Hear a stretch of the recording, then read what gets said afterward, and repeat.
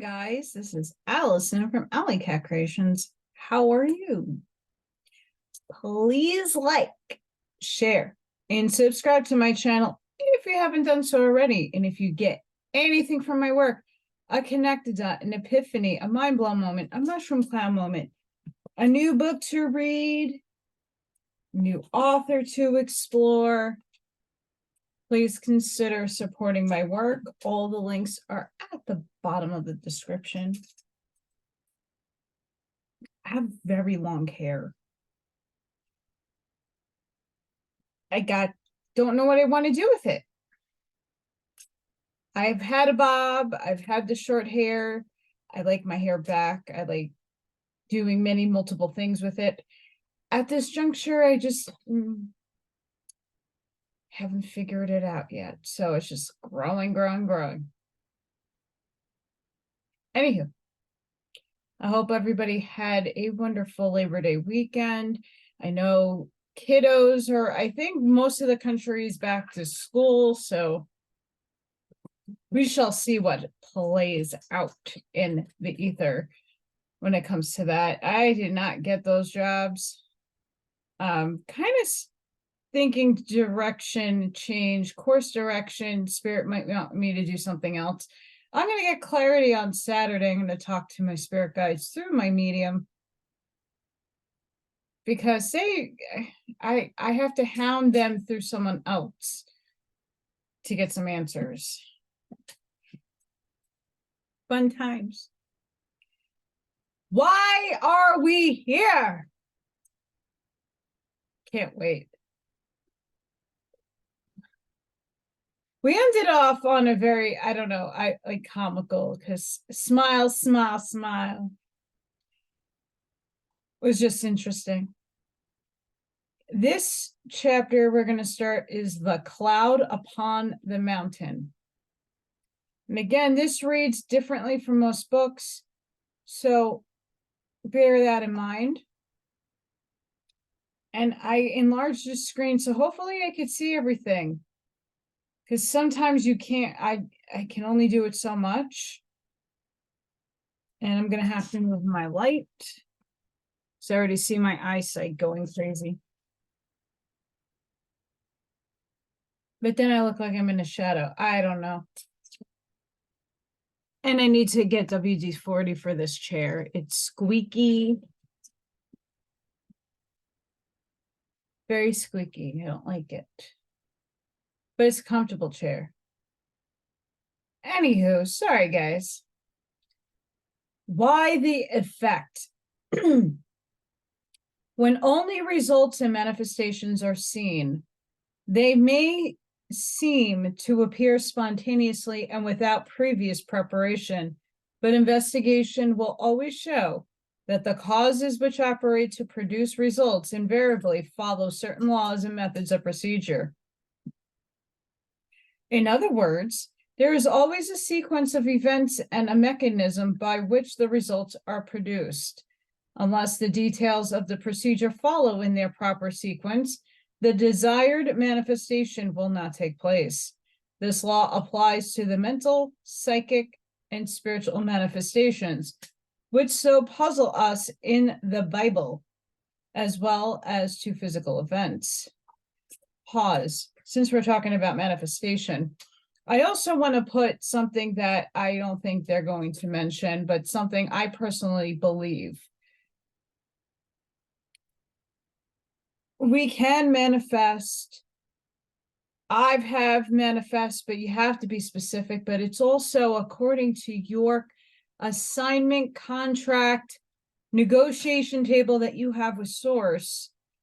And depending on your mission, depending on the catalyst you set forth in your life, that means your hardships, your situation to learn and have soul growth. If you try to manifest something outside of that, it may hinder your growth. So it will not manifest no matter what you do. So I just want to put that out there. I think a lot of people talk about manifesting the love of your life, but we all wrote our scripts to an extent, there is free will in all of that. You could choose lots of things, but again, you wrote those things in. You just don't realize or remember what you said in the contract with Source. So I just want to put that out there, because a lot, and this is really just to have people understand, don't get discouraged. Manifestation in this time, this reality, is not easy. You have to put action into motion in order for you to manifest. In our later on in Ascension, later on, as we're all like getting our gifts, everybody conjointly coming together and doing things will kind of manifest a lot quicker. But right now, some people have that gift, but they wrote that in for themselves, and others have not. If I wanted to be realistic, I tried to manifest a beautiful new house.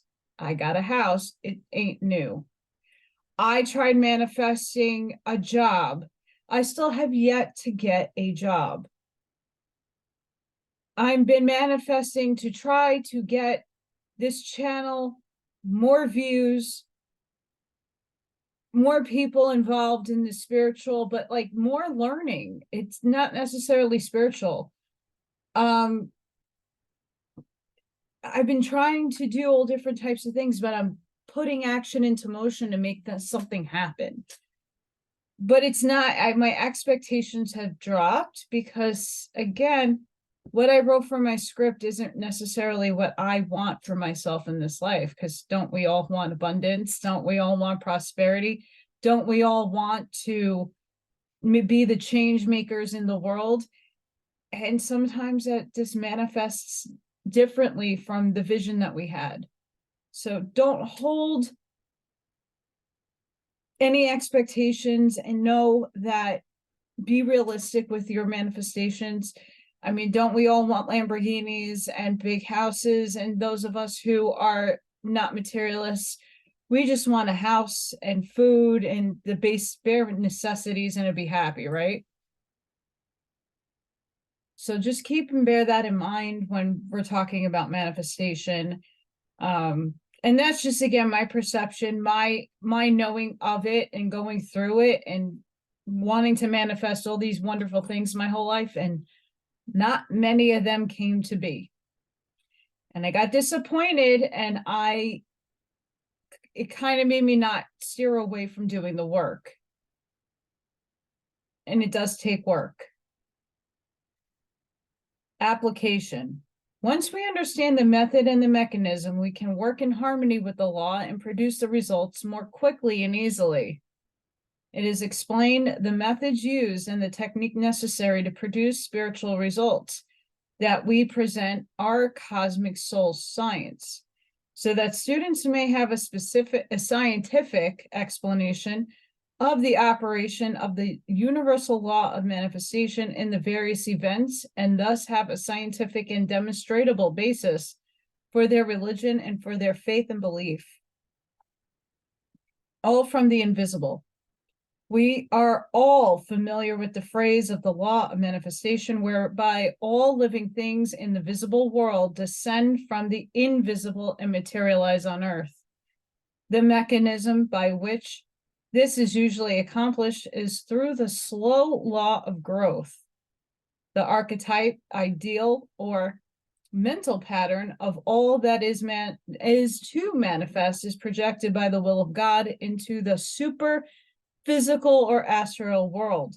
There are astral pattern or model is formed, and from it there is projected into Earth's conditions by a process of condensation and materialization, a germ, seed, or egg embodying the potencies of the thing to be manifested. This acts as a focal point in matter, through which the consciousness and life force of the invisible being and its pattern or model can flow, and through which their constructive and cohesive power solely attract just those essences, forces, material conditions, and physical particles which are needed to be built into the meshes of the astral pattern to materialize it. law of growth. This whole complicated and mysterious process we lightly and quite unthinkingly dismiss under the term growth or the law of growth. Both growth is a relatively slow process, a process by which physical particles are gathered and built into the structure atom by atom, cell by cell, tissue by tissue. Therefore, all things that are to be normal and stable, that are to endure from their particular cycle of manifestation, must follow the slow law of growth, which, pause again, which is absolutely true. But now that we are all arriving at a higher consciousness, a higher frequency, a higher vibration, these things coming from the invisible into the material is quickening. Not everything and not all things, but if you put the will, motive, and intention into something, you might see results quicker than other people, but it depends what you're trying to manifest. If you're asking for manifesting clarity and creativity, you can get that in a number of ways, and an idea sparks and pops in your head. Whereby if you're asking for a new phone, you're going to put the elements into the ether and it's going to come down slowly to someone sends you a check for a new phone, or your phone breaks and then you didn't realize you had insurance and you get a new phone. Things like that. And those are just stupid examples, but take it as is. Personal effort needed. We sometimes become impatient when we do not seem to be progressing in spiritual realization and unfoldment as rapidly as we did when we first began definite study along these lines. But if we realize that we must follow the slow law of growth in our mental development as our consciousness gradually expands to grasp bigger ideas, and also in our spiritual growth as realization deepens and broadens to enable us to respond to more spiritual realities, then we need not be impatient, for no permanent attainment is gained except through personal effort according to the slow law of growth. New lessons. The rapid advance we made at first is due to the fact that we have been but reviewing old lessons learned in past lives through the slow law of growth. Hence, we do not need to ponder and weigh and argue about them now. We know that which attracts us is true, and we understand it as soon as our attention is called to it. But a time soon comes when we have reviewed the old lessons learned in the past and must take up new lessons. These require time, study, meditation, and effort to grasp and assimilate, according to the slow law of growth, if we are to build them into our consciousness, our character, and our life. Higher laws. When we read of how God manifested through marvelous phenomena to guide the children of Israel, we usually think of such things as something separate and apart from the ordinary life and law. But a little study will show that while nearly all things in the material world materialized through the law of growth, there is a higher law and a phenomenal method used by higher beings in the invisible when they desire to manifest temporarily for some reason that is so important and immediate that the slow method of materialization through growth will not do. Materialization. This is a method of condensation, etherealization, and precipitation, utilizing much the same principle that the emanations of ectoplasm from the etheric double of a medium and the sitters of a seance are used to build up a semi-physical form or vehicle through which the intelligences and forces of disincarnate beings can manifest. This usually takes the form of a mist or a cloud out of which the manifestation takes place. This cloud is composed partly of the condensation of higher forces and substances, but to produce physical results, some of the finer materials and forces of man, also to some extent those of the animals and plants, must be used, because the odic force of the higher beings is far too fine and pure to manifest on earth without being mixed with the coarser substances of terrestrial beings. Psychical phenomena. Our Bible and the scriptures of other nations are full of accounts of such phenomenal manifestations of high spiritual beings to men. Thus, when Jehovah wished to guide the Israelites out of Egypt, he gathered up the animal magnetism, astral emanations, and odic forces of the multitude and their animals, together with whatever ectoplasm could be occluded by the priesthood and more sensitive persons, and used it to help condense a visible pillar of cloud to lead them by day. This condensed cloud formed a shell about Jehovah and gave him a physical vehicle through which he could manifest to physical senses of the multitude. And the angel of God, which went before the camp of Israel, removed and went behind them, and therefore the pillar of cloud went from before their face and stood behind. And this is in Exodus. The pillar of fire. If the cosmic force manifesting through the cloud is sufficiently powerful, it will be visible in the dark as a glow, or if still more powerful, as a bright light. That is why the pillar of cloud became a pillar of fire at night. It must therefore have been at night when the angel of the Lord first appeared to Moses in a flame of fire out of the midst of a bush. And he looked, and behold, the bush burning with fire, or glowed with spiritual radiance, and the bush was not consumed. Exodus. Had this incident occurred in the daytime, Moses would have seen only a mist or small cloud about the bush. The bush was probably of the Shitta or Acacia family, as the wood has the purest and most powerful odic emanations.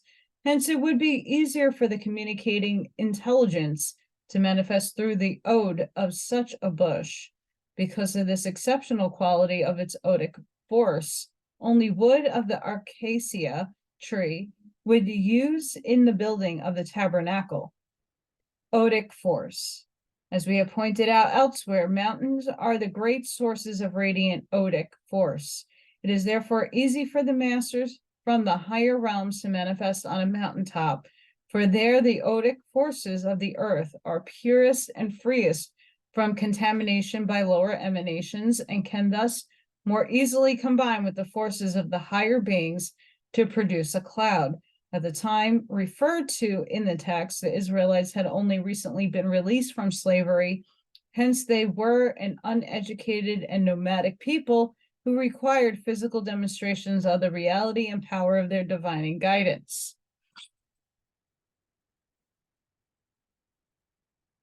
Pause again. Sorry, guys. Why I was talking in my book review, the mountains, there's something to the mountains, Mount Shasta, Mount Kalish, all these mountains, what's in them? Obviously, here we have technology of the ancients. We might have civilizations, portals, tunnels. Just saying. But now that odic force makes a lot of sense. Laws are unchanging.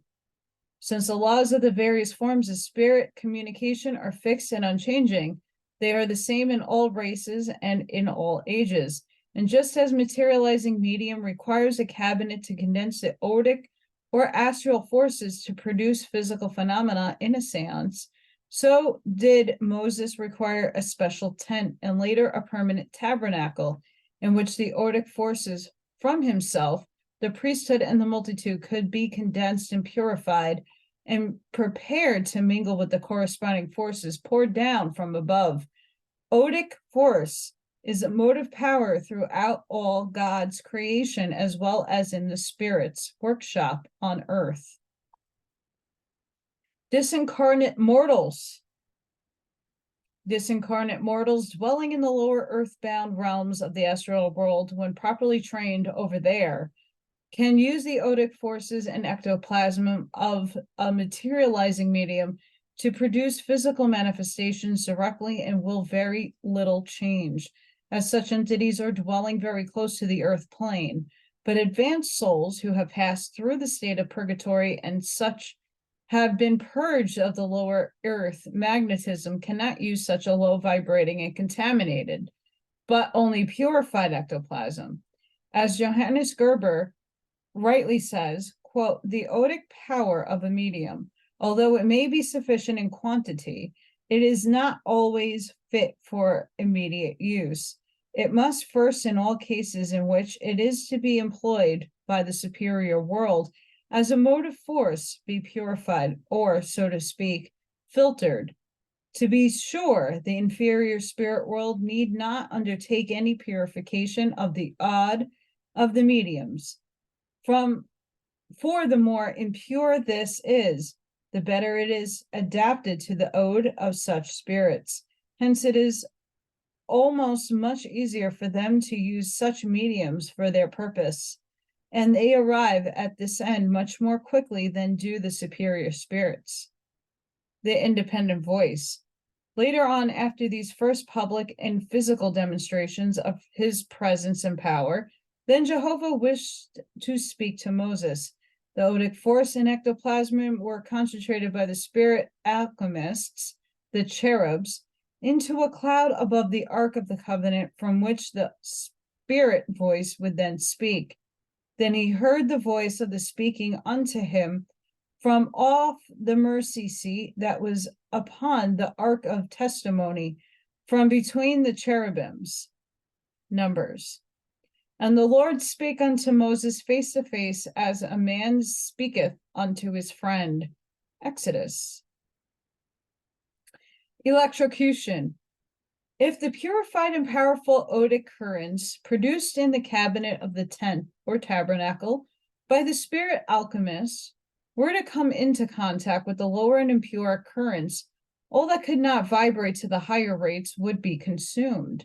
Hence, the bearer of the impure currents would be practically electrocuted just as surely as if he had connected a high voltage power wire on earth.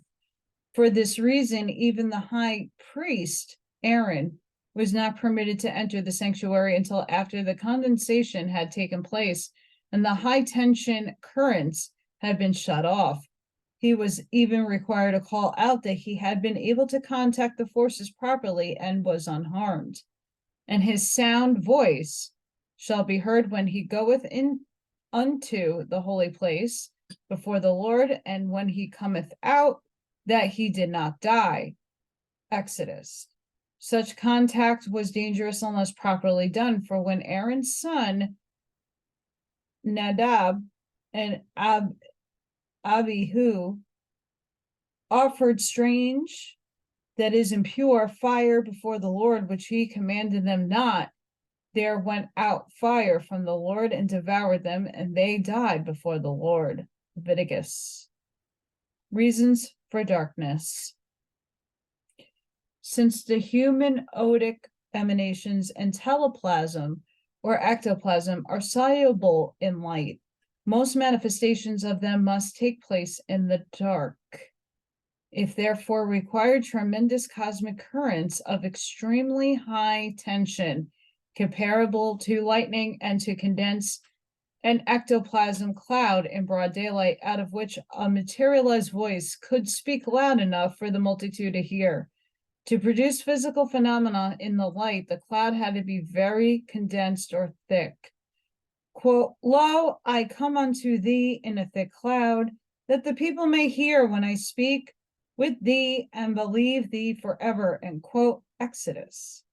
Hence, it was only on especially important occasions and demonstrations to all the multitude were to be made that they were done in the daylight on the mountaintop. Dangers involved. While the condensation was taking place, the whole region was so dangerous that all but Moses and Aaron, who were properly trained to deal with those high currents, were forbidden to come near the place lest they die.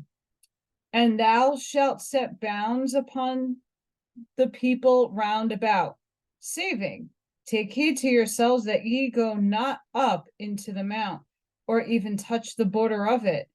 Whoso toucheth the mount shall be surely put to death. There shall not a hand touch it. Again, Exodus. Force of metals. Among minerals, the odic force of those which rust, disintegrate easily, or tarnish badly, have a destructive effect on the odic forces of the higher ethers. This is one of the reasons. There are others why only gold, silver, and copper were used in the tabernacle and temple service. Likewise, the breastplate worn by the high priest before inquiring of the Lord contained 12 jewels selected because of the radioactive effect of their odic emissions. Linen garments. For similar reasons, the garments of the priests and other attendants also, the curtains, veils, altar cloths, were of linen or bius. Biusus? Bisus? The size of the thread and the fineness or coarseness of the quality varying according to the purpose for which it was used. The rank of the priest could therefore easily be told by the quality of the garments, and thou shalt put upon them linen breeches. When they come in unto the tabernacle, tent of meeting of the congregation, or when they come near unto the altar to minister in the holy place, that they bear not iniquity or impurity and die. Effective colors and odors. Because of their odic radiations, only certain colors were used in the temple service, such as blue, purple, scarlet, white, and gold. The ephod or robe donned by the high priest was entering the sanctuary was a blue linen embroidered alternatively with golden balls and purple pomegranates. For similar reasons, all the details of the construction, furnishings, and utensils of the temple were carefully specified in detail. And the Lord said unto Moses, take unto thee sweet spices, stectite, and oncha, and galbium. These sweet spices were pure frankincense, and thou shalt make it a perfume, a confection after the art of the apothecary, tempered together pure and holy for the Lord. Pause. I actually have found frankincense soap I use all the time. It is freaking ridiculously good. I also use sage soap and like cold press soaps. It's good purifying action right there. Just had to throw that in there.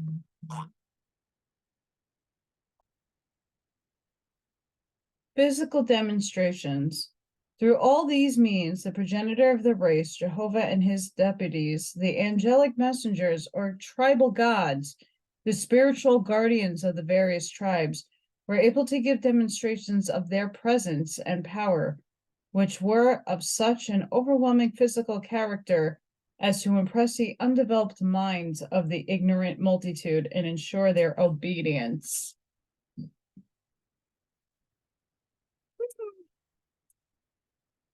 Gotta love that. Power of the voice. So powerful were the superphysical cosmic currents required that the vibrations of the voice were stepped up to an enormous degree, so that the whole multitude could hear them, just as by the proper use of a microphone and a loudspeaker, the sound of a heartbeat can be made to fill the room, or the friction of the joints can be heard as loud, harsh creak. Thus the voice was made to reverberate like thunder, and even shook the trees and made the people tremble. Therefore, it was literally true and scientifically accurate to say, God thundereth marvelously with his voice. Job. The voice of the Lord is powerful. The voice of the Lord breaketh the cedars. The voice of the Lord shaketh the wilderness. The voice of God. On one occasion, it required 3 days to generate the necessary force. And it came to pass on the 3rd day in the morning that there were thunderings and lightnings, and a thick cloud upon the mount, and the voice of a trumpet or megaphone exceeding loud, so that all the people that was in the camp trembled. Thus, from ancient times, thunder has been connected with the voice of God. Formerly, this was considered very mysterious and has even been called the mere superstition. But now that we understand the mechanism, we see that under the conditions given, the thunderous voice was a physical reality, scientifically produced according to the now well-known laws of electrical vibrations.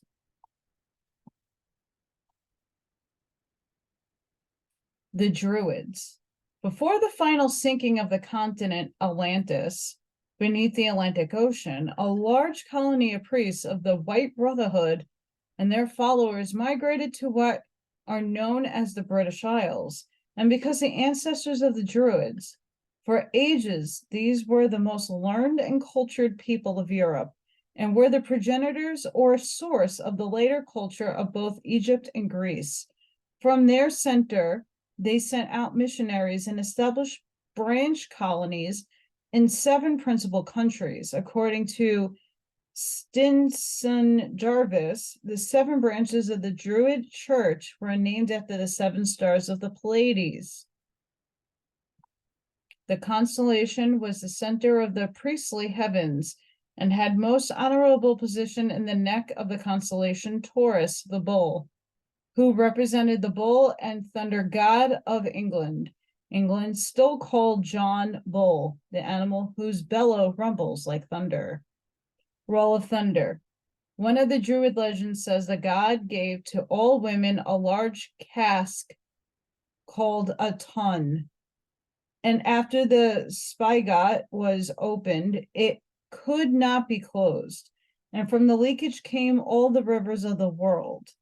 In England, Father Thymes is still pictured as sitting astride a large cask or tun from which waters trickle. The great booming land shaker thunderer was named upon the hollow booming sound of the empty tun when it was rolled. The poet Homer says that Neptune,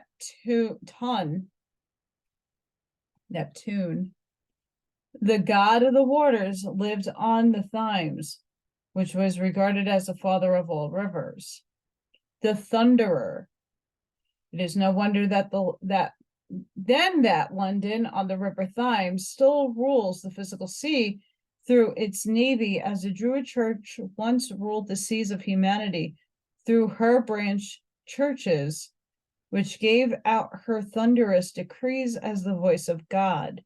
Since the Druid priests were regarded as the mouthpiece of God, they were called the thunderers, and their decrees inspired almost as much awe and obedience as did the thunderous voice of Jehovah from the thick cloud upon the mountain top. And even today, the most influential paper in England, the London Times, is called the Thunderer, since it is supposed to speak with such authority. This is England identified with the thunder and hence symbolized heaven.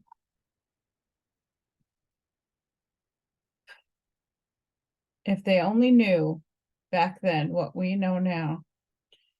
Orders issued. Because of its white chalk cliffs, England is still called Albion or Albion, meaning the White Islands, from the root alba, meaning white. Thus again, heavenly messages of spiritual teachers, also political orders, were issued as the thunder of God. Mount of the law. Since God spake to the Israelites from the cloud upon the mountain, the white cloud, also the white snow upon the mountains, is used as a symbol both of the dwelling place and the cold impersonal purity of the decrees of God. The cloud-clapped mountain therefore symbolizes both the authority and the power of God's will as expressed through law, since the judges of the highest court of England are supposed to ascertain the exact truth and to administer the will of God as expressed through law, as the Druid priests actually did through their psychic and spiritual communion with him. The judges in England to this day still wear a full white wig to symbolize the white cloud upon Mount of the Law, which they represent, by which they should be inspired. Hence their decisions has the authority of the voice of God, whose representatives they are supposed to be administered his justice. Okay, why am I laughing? Why am I laughing? Because it's been infiltrated. The God they speak of is Satan. The Bar Association is of the British. So America is under British law, by the way. Admiralty law of the sea.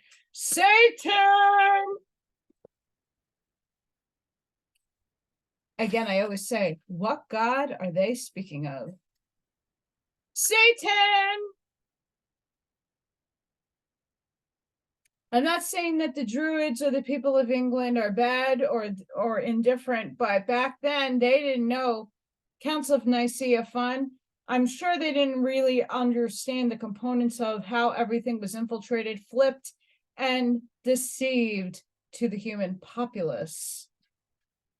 Again, the thunderous voice of God or the aliens who are portraying such deities as one of a smaller consciousness, as they were saying, would perceive anything coming out of the sky like totally superior from them.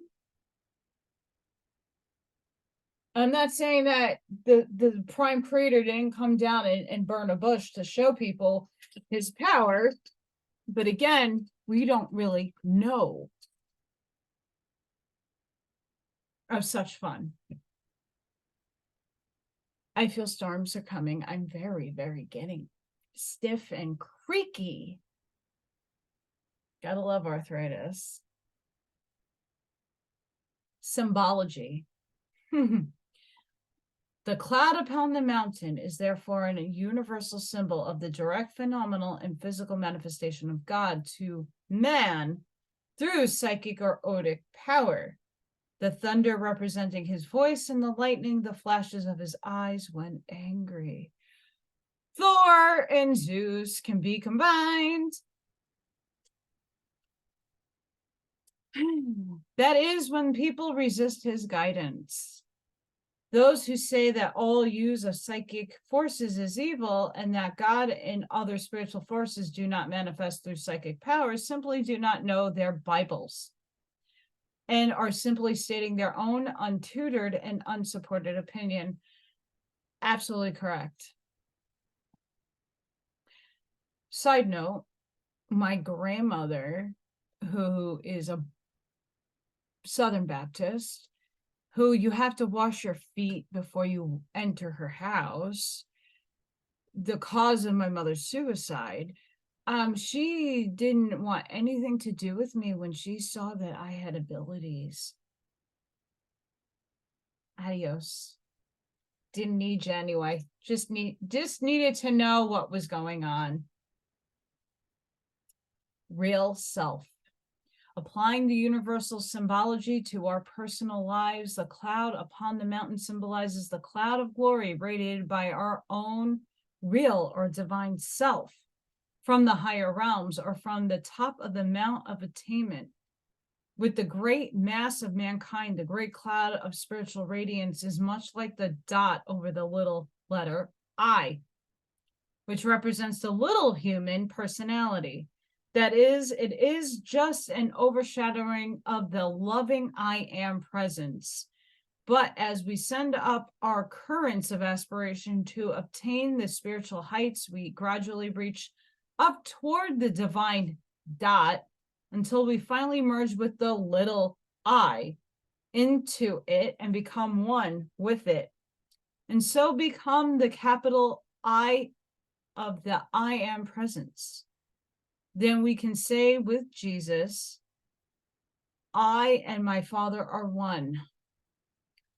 But we can accomplish this only as we open our hearts to the light and love of the overshadowing cloud of glory, and through prayer and definite times of meditation as the voice of God within to guide us through the wilderness of material existence to the promised land of spiritual realization and attainment. Absolutely.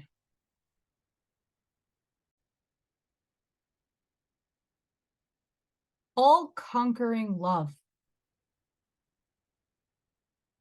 And if you have not seen my oracle reading, that is a huge theme in the entirety of all the cards. I spread it out. It was all about love, love of self, unconditional love.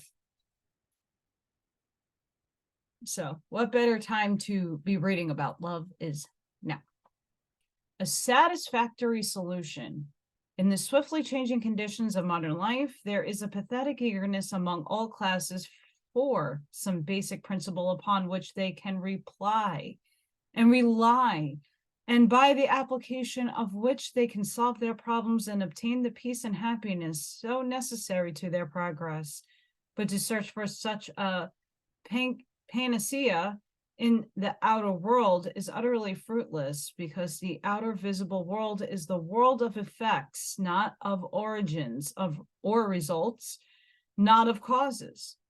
To seek for it in the mental world is to encounter countless theories created by intellectual speculations of the human mind throughout the ages, which upon trial do not meet the requirements for constructive and concrete results.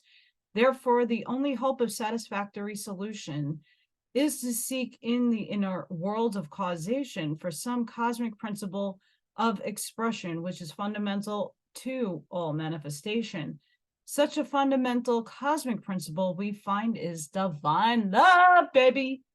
Love shack.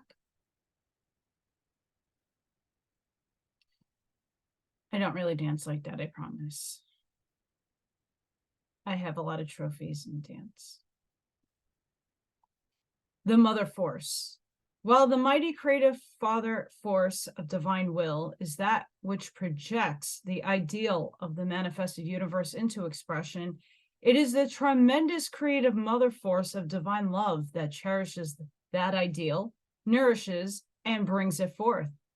Hence, it is to divine love that you must look to bring forth your ideals of life. But first, you must realize that we are not mere mortals, but divine beings, heirs of God and joint heirs with Christ. Consequently, you have all the powers of God, the Father, Mother, to draw upon to help you in the manifestation of your divinity. Realization needed. You must therefore seek earnest and ardently for a realization of what divine love is. You must feel it as a warm radiance which spreads out over the whole universe, bringing to every person, every creature, and everything upon the earth the mighty joy of living, of growing, of expressing its ideal, of accomplishing and obtaining the object for which each was put forth into manifestation. Once this realization has been gained, you can begin to use it in your life, for you will then understand that inner radiance of the divine love is forever pouring forth through you from its center of light, the loving I am, presence or Christ consciousness within, and is flooding your whole being and all your activities and affairs with its creative and regenerative perfecting power. Symbology of water. Water is a symbol universally used to indicate the divine mother force of love. And as water is the most universal solvent and cleanser known to man in the outer life and world, so is divine love the universal solvent and cleanser in the inner life and world. There is no thought, desire, or ambition that, if subjected to a current of divine love, will not be purified and have it dross on earth, dissolved and washed away. No emotion that will not be purged of its selfishness and negative vibrations.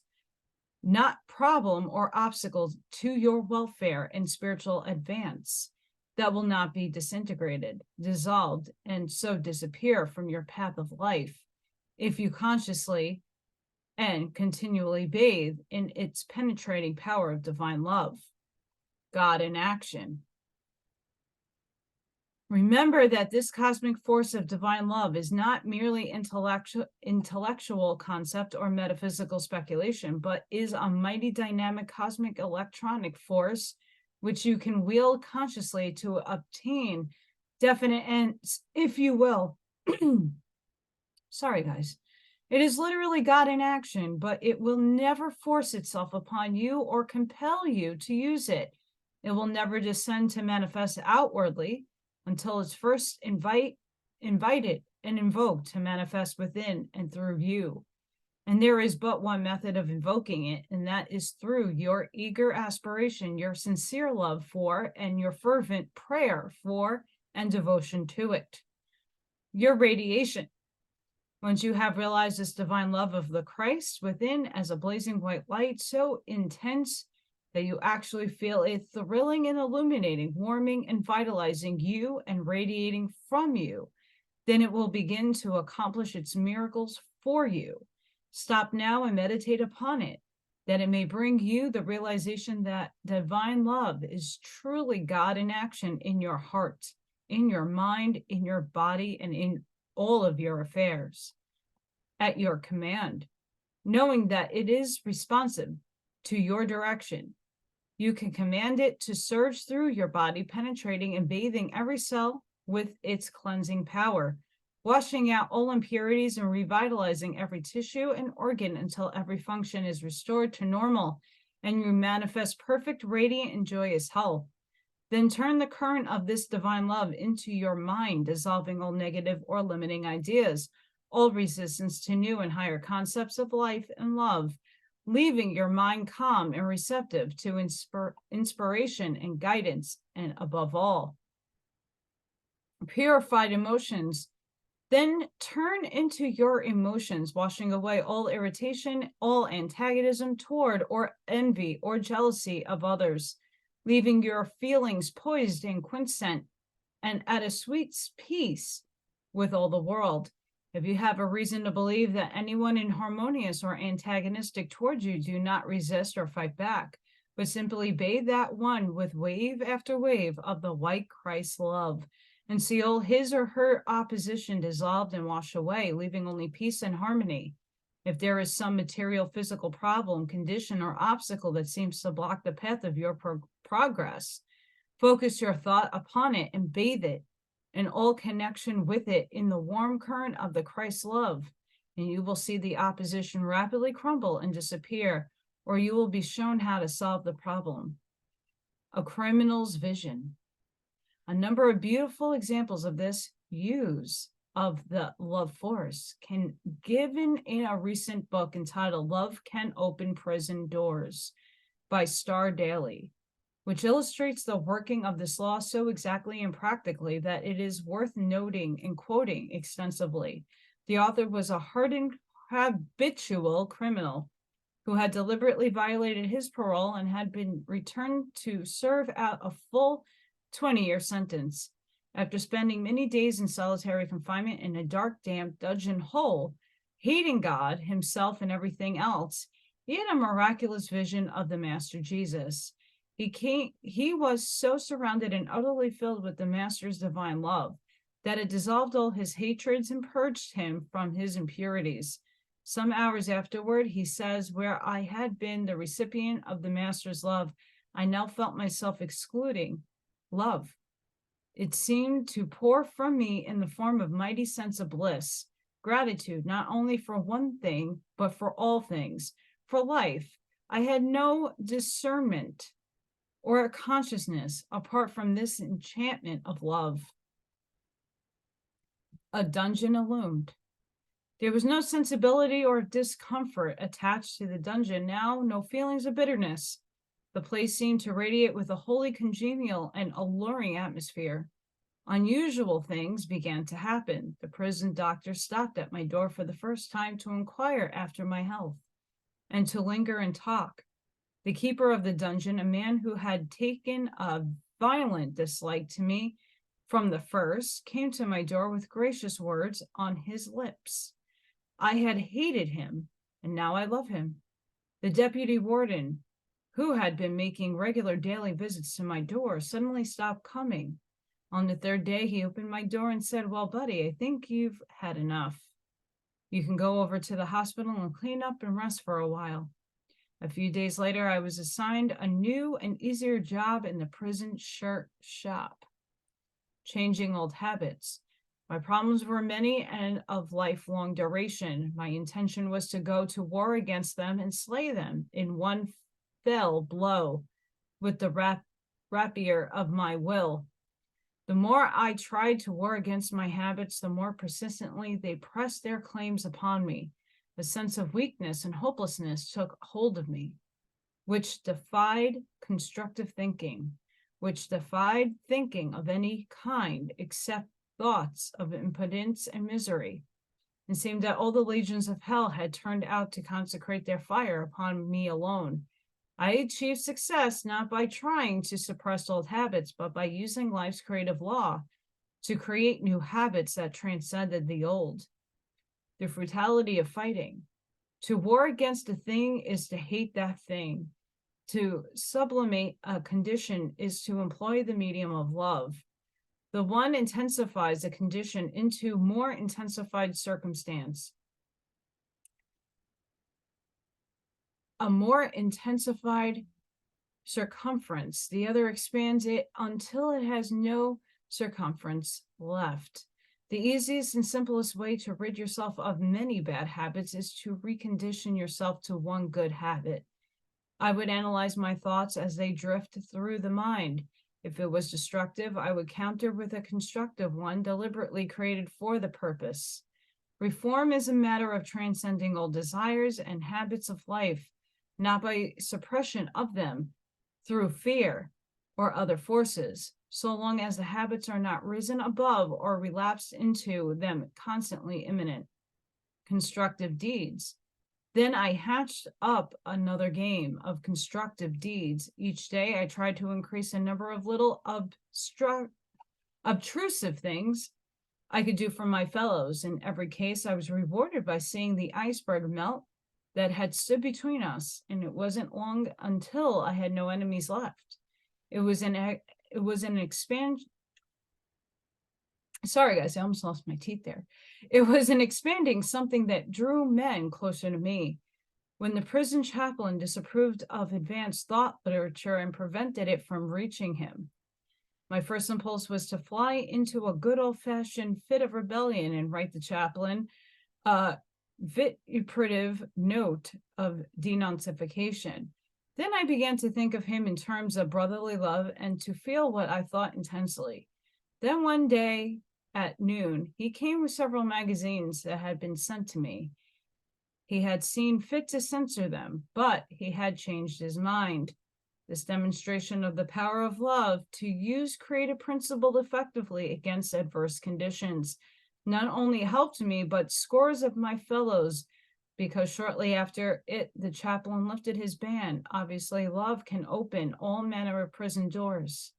A striking demonstration. The case of Emmett Edwards comes to mind. At the time, I singled him out. His face was drawn and swallow.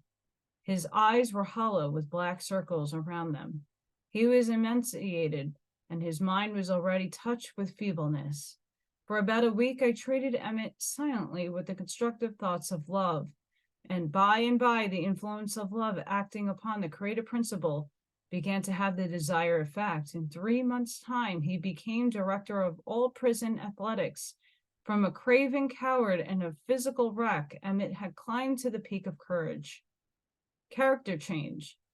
In the tuberculosis ward was a patient known as Poison Jasper. For months, he had been wasting away. As a patient, he was the most ungovernable in the ward. As a man, his heart was bitter and black as any heart could be. He cursed the God in whom he had never believed. I had taken up a position at the foot of Jasper's bed.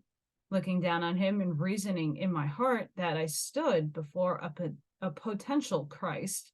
This feeling consumed me, and as I stood there from the moment on until Jasper's hour 2 arrived, there was no more trouble with him. Education installed. When I first thought of asking the warden for the privilege of taking a course of study, I was fully aware that such a request would be flatly rejected. How am I going to reach the warden? How am I going to make my love known to him? It grew and grew as I continued to search his inner being for the Christ-like traits that are the heritage of every human being. Finally, I began to visualize him in all manner of constructive humanitarian activities. I saw him with the request in his hand. As I watched him reading it, I let my love close in around him until he seemed to be completely enveloped in it. I bowed in inward gratitude as he determined to allow me to have my course of study. Today, this prison has one of the finest educational systems in operation. Sentence shortened. My rating was not only that of a habitual criminal. My criminological rating had me listed as abnormal, criminally insane, incurably antisocial. I was hopelessly beyond the influence of reformation. The warden told me no power on earth could shorten my sentence 1 minute. What I did, therefore, was to visualize the chairman in his favorite chair in his study.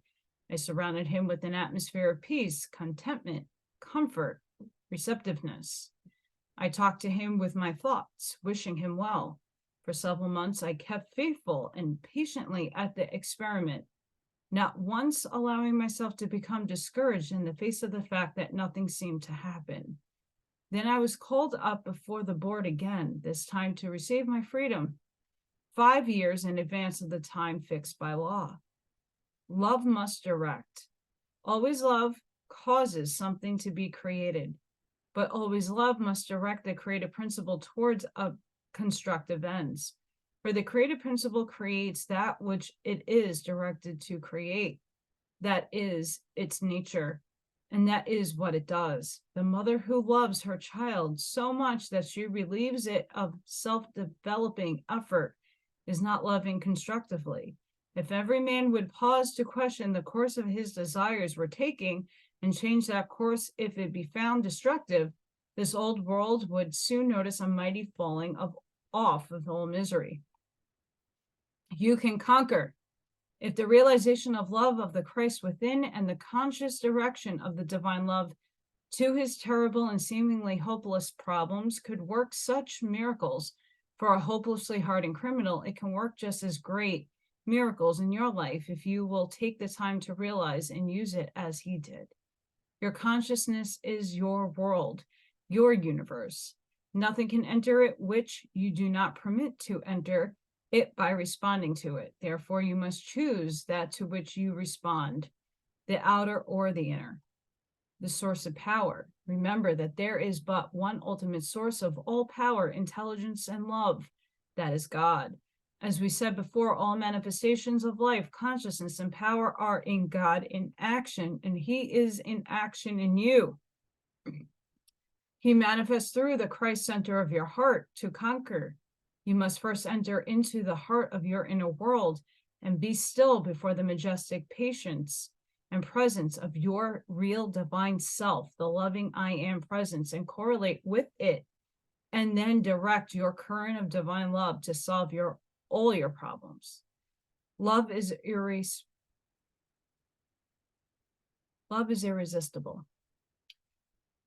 Realize that divine love is a limitless, all-powerful, irresistible, divine energy which transcends all human concepts, but which has a focal point in you, and its current in you is subject to your control. By your conscious recognition and correlation with it, you can release this dynamic God power to work its miracles in your life. Since it is the source of all health, happiness, supply, and all perfection, when you realize any lack of these qualities, you should refuse to react to that lack or give it power over you.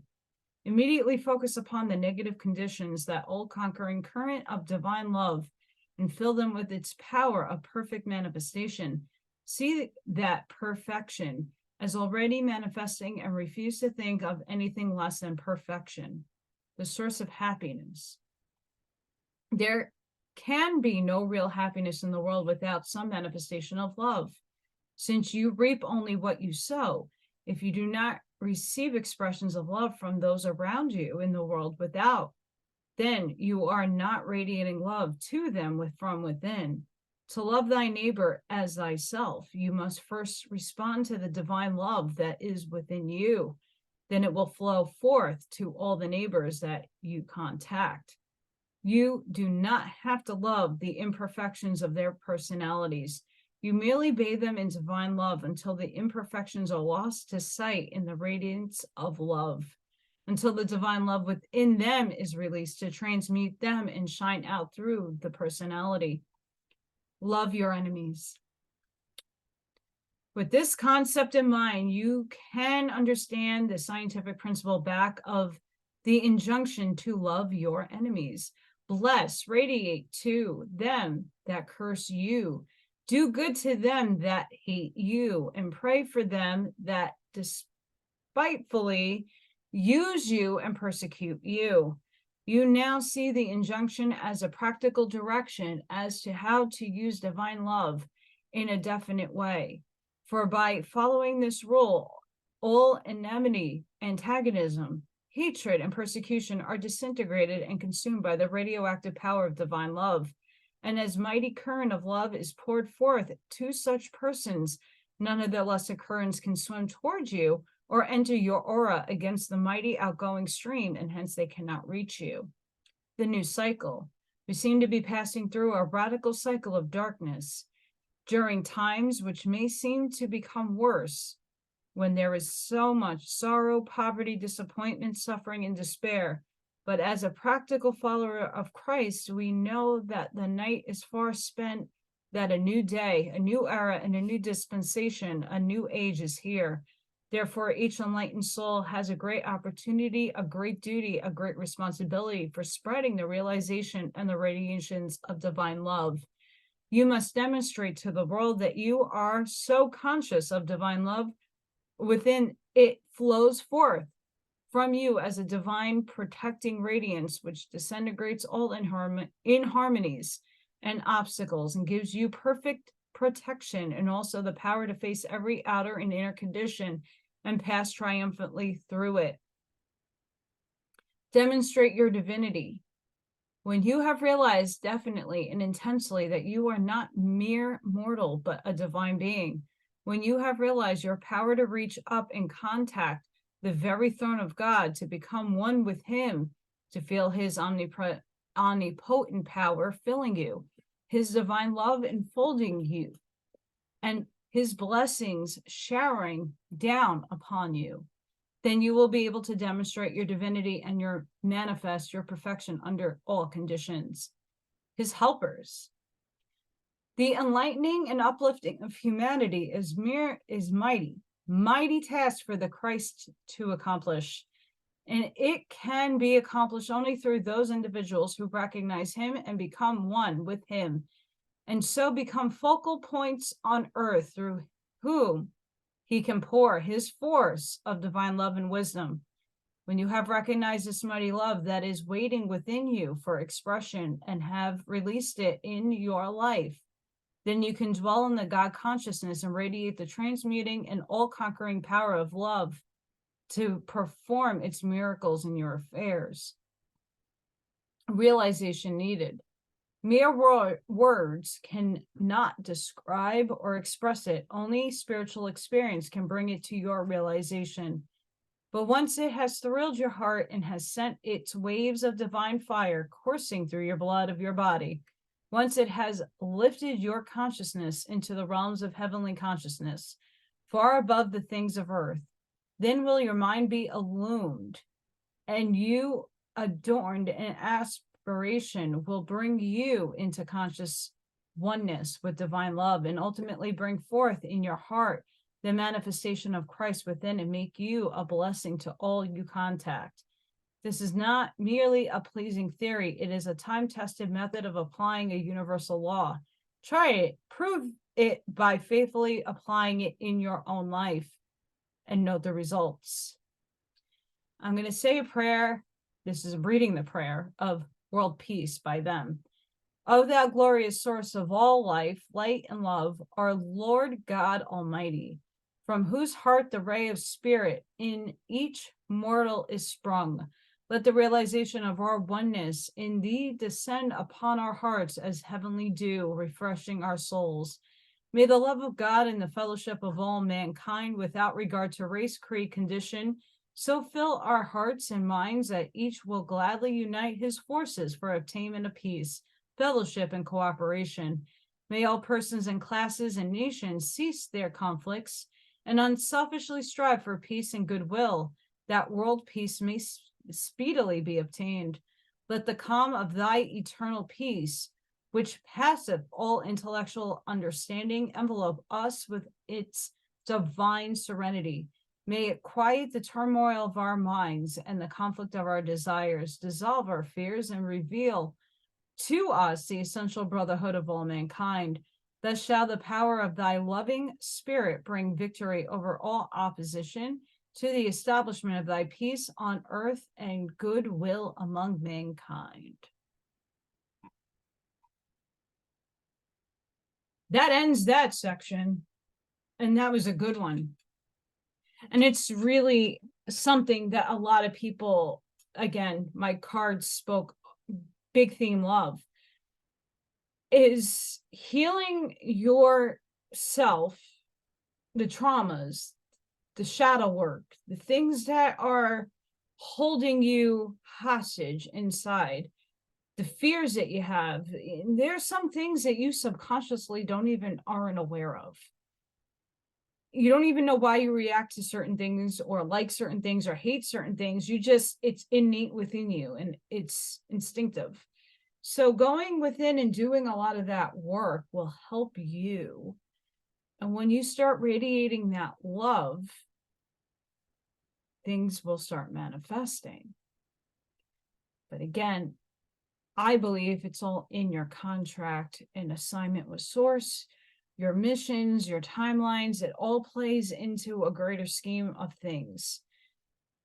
But as we all should be promoting and spreading world peace, freedom in its literal term, not this faux pas, fake bullshit that is worded pretty and packaged. Democracy. It means communism. Democracy plus socialism equals communism. And living in a socialist society, we already been there. We're here, but it's based off a capitalist. We live in a constitutional republic. We should be living in one. We were one until it was incorporated and stolen and infiltrated. Understand, we all need to unite, no matter where part of the world, whatever part of tribe, whatever color, race, creed, language you speak, it doesn't matter. We all need to be going within and exuding this love energy. And again, this is the thing that I understand because I did not ever read the Bible. I'm not a Bible person. I know the Christ within me is the consciousness. The Christ consciousness has nothing to do with a book. And I know a lot of Bible people out there will go, whoa, but here's the problem. No one religion is right. No one religion is absolutely wrong. There's an in-between and a midway that other cultures and other religions speak a lot of truth. The Vedas speak a lot of truth. The pagans, a lot of their cultural stuff makes sense. It was hijacked, reversed, and made evil. A lot of things in this world were made, reversed, and made bad. When now we have to go undo all these reversals. Native Americans had the freaking right idea. They were so in tune with this planet, with everything. And that people call that paganism and evil, but it's absolutely not. They believe in a prime creator, and they believe everything else is sentient and from God. So do I.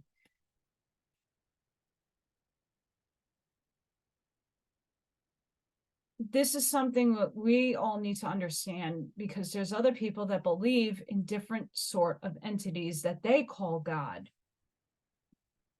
And the whole pushing Jesus in your face thing really pushes people away. I'm not lying about that. I was there, been there, done that. People are like, you have to accept Christ into your life in order for anything to happen. What? You know, and that throws people that don't go to church and don't know away, because it's like, whoa, that's you too much, man.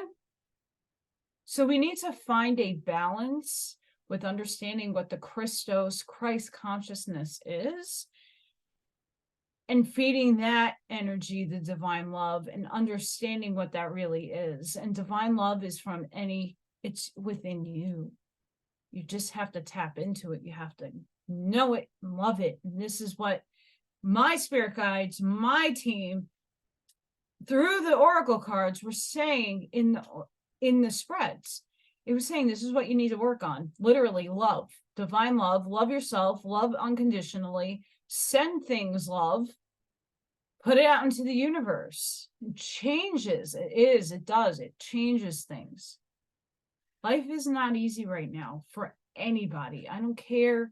You know, people like, well, I can't pay. I can't. And I get it, because I'm there still. I have a lot easier right now. But this is only a passing moment. I was living in survival mode. I still kind of am. I have a little tiny shred of, relief. But I just had a major rebirth in my life. I just had a major transformation, a major change. I shook my paradigm up. All of this to say, we all need to start projecting more love into our lives. If I didn't love myself, I wouldn't have fought for my change. I wouldn't have put all the energy that I really didn't have into making this change, to manifest this move, to manifest where I am right now. I would have given up, and I would have probably been homeless or dead. I fought because I love myself. We all need to find that inner spark. What do you love? And I'm looking at society, and a lot of people are like, well, I'm not married. I never had children. Everything around me that I literally do love has died. Morgan's on her way out. My little co-host number 1, she has kidney failure. It's her time soon. I still keep going. I have a bigger and greater purpose. Find the love in your purpose. And if you don't know what that purpose is, you're here to just be cool. But we need you. Humanity needs you. We need your light. Love that. I'm ranting again. Sorry, guys. And this video is probably going to be massively long.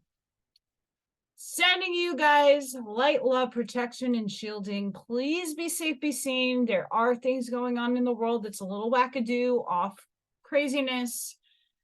Please don't forget to hit that like, share, and subscribe. That helps me, gets the algorithm up. It shows my videos in a playlist. People find it. More people can get the wisdom. And it's not my wisdom. It's the book. Especially the Curtises. They're genius.